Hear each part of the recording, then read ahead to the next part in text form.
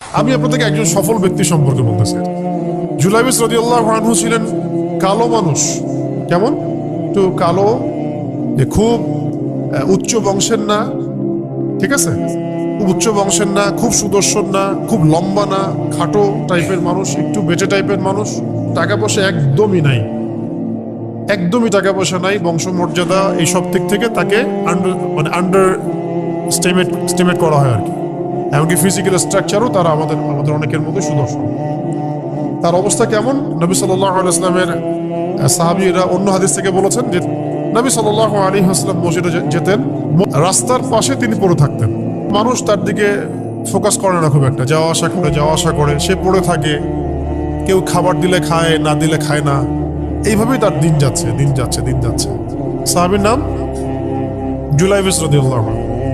খুব উচ্চ বংশের না, অর্থবিত্ত নাই। বারবার বলছি, আমি রিপিট করতেছি কেন? বিকজ এটা আপনাদের সাথে অনেক অনেক মানে সাইকোলজিক্যালি মিলবে বিষয়টা অনেকের সাথে, এবং এটা আমাদের খুব ভালো করে জানাও দরকার আছে। একদিন নবী সাল্লাল্লাহু আলাইহি ওয়াসাল্লাম তাকে বললেন যাওয়ার সময়, হে জুলাইবিস, তুমি কি বিয়ে করবে না? উনি তো আকাশ থেকে পড়লেন, ইয়া রাসূলুল্লাহ, আমাকে কে বিয়ে করবে? আমার না আছে চেহারা সুরত, না আছে আমার বংশমর্যাদা, না অর্থবিত্ত, আমি কিভাবে বিয়ে করবো? কে মেয়ে দিবে আমাকে? কে আমাকে মেয়ে দিবে? তো ওদিন নবী সাল্লাল্লাহু আলাইহি ওয়াসাল্লাম চলে গেলেন, কিছু বললেন না। পরের দিন আবার বললেন, ইয়া জুলাইবিস, আলা তাতাযাওয়াজ, তুমি কি বিয়ে করবে না? একই উত্তর, ইয়া রাসূলুল্লাহ, আপনি গতকালকে এক কথা বললেন, আবার বলতেছেন বিয়ে করবেন, আমাকে কে বিয়ে করবে? তৃতীয় দিন নবী সাল্লাল্লাহু আলাইহি ওয়াসাল্লাম আবার বললেন, আলা তাতাযাওয়াজ ইয়া জুলাইবিস, তুমি কি বিয়ে করবে না হে জুলাইবিস? তিনি এবার বলছেন, আপনি কি আমার সাথে রসিকতা করতেছেন? আমাকে কে বিয়ে করবে? নবী সাল্লাল্লাহু আলাইহি ওয়াসাল্লাম বললেন যে অমুক আনসারী সাহাবীর বাসায়, আনসারী সাহাবী কারা? যারা মুহাজির সাহাবীদেরকে আশ্রয় দিয়েছেন। অমুক আনসারী সাহাবীর বাসায় যাও, সেখানে একজন বিবাহযোগ্য নারী আছে, মেয়ে আছে, তাকে গিয়ে বলো যে আমি রাসূল সাল্লাল্লাহু আলাইহি ওয়াসাল্লামের পক্ষ থেকে আমার বিয়ের প্রস্তাব নিয়ে আসছি। তিনি গেলেন, যাওয়ার পরে বললেন যে আমাকে প্রস্তাব সহ পাঠানো হয়েছে। মেয়ের বাবা আর মায়ের রিয়াকশন ছিল অনেকটা সাধারণত যা হয় তেমন আর কি। তুমি বিয়ের প্রস্তাব নিয়ে আসছো, তুমি কি খাওয়াবা মেয়েকে? কোথায় রাখবা? তোমার তো নিজের কোনো থাকার জায়গা নাই। এমনকি এক পর্যায়ে রিফিউজ করে দেওয়া হলো, না না, এটা পসিবল। এই কথাগুলো, কনভারসেশন গুলো ভিতর থেকে শুনছিলেন সেই মেয়ে নিজেই, আনসারী সাহাবী, মদিনার আনসারী মেয়ে।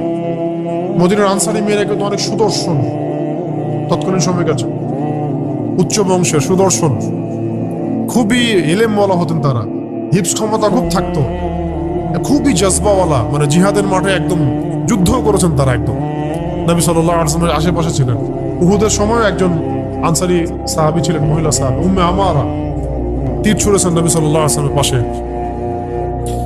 তো ওনারা কিন্তু খুবই গায়রতওয়ালা মানুষ। তিনি বলছেন, হে আমার বাবা মা, এই প্রস্তাব কে পাঠিয়েছে? নবী সাল্লাল্লাহু আলাইহি ওয়াসাল্লাম। যে প্রস্তাব রাসূল পাঠিয়েছেন সেটাকে কিভাবে তোমরা ডিনাই করো? আমি জুলাইবিসকে বিয়ে করবো। আপনি পুরা সিস্টেম খুঁজে এরকম একটা আনসারী সাহাবীর মতো মেয়ে আমাকে দিতে পারবেন? ইল্লা মাশাআল্লাহ, হইতে পারে, ইল্লা মাশাআল্লাহ। তো ওই মেয়ে, নারী সাহাবী, তিনি রাজি হলেন। এবার শোনেন, এবার বিয়েও হলো, মাশাআল্লাহ, বাসর হলো, এবং সকালবেলা আওয়াজ হচ্ছে, মদিনার চারপাশে এলান হচ্ছে যে হে মুসলিমরা, সবাই বের হও, ইহুদিদের সাথে যুদ্ধে আমাদেরকে খায়বারে যেতে হবে। নবী সাল্লাল্লাহু আলাইহি ওয়াসাল্লাম তোমাদেরকে আদেশ করেছেন। তো জুলাইবিস রাদিয়াল্লাহু আনহু বের হয়ে গেলেন যুদ্ধের জন্য।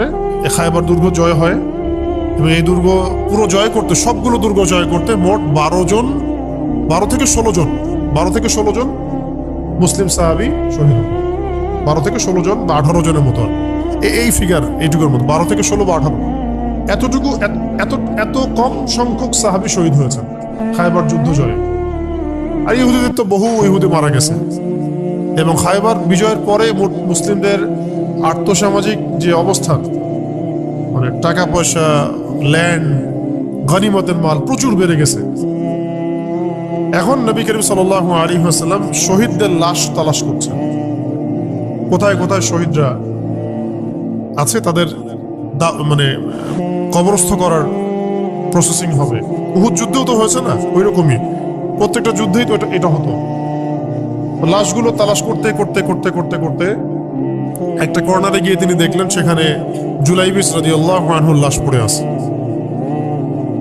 কার? জুলাইবিস রাদিয়াল্লাহু আনহুর লাশ পড়ে আছে, যার ব্যাপারে আমি গল্পটা বলছি আর কি। এবং তার গায়ে অসংখ্য তরবারের দাগ, ক্ষতবিক্ষত অবস্থা, এবং তার আশেপাশে মোট 1 2 3 4 5 6 7 8 9 জন ইহুদির লাশ পড়ে আছে। ছোট সাহাবী, বলেছি আকৃতিতে ছোট, খুব উঁচু বংশের না, অর্থ সম্পদ কম, দেখতে সুন্দর না। গতকাল বিয়ে করেছেন, কেউ তাকে বিয়ে দিতে যাচ্ছিল না। তার এক পাশে কয়জন ইহুদির লাশ, তার পাশে মোট 9 জন ইহুদির লাশ পড়ে আছে, মাঝখানে তার লাশ ক্ষতবিক্ষত অবস্থায়। সাল্লাল্লাহু আলাইহি ওয়াসাল্লাম নিজে তার কাছে গেলেন। হাদিসের মধ্যে আসছে, সিরাতের কিতাবের মধ্যে আসছে, নবী সাল্লাল্লাহু আলাইহি ওয়াসাল্লাম নিজে তার কাছে গেলেন। যাওয়ার পরে তার যে মাথা, সেই মাথার পাশে নবী সাল্লাল্লাহু আলাইহি ওয়াসাল্লাম বসলেন।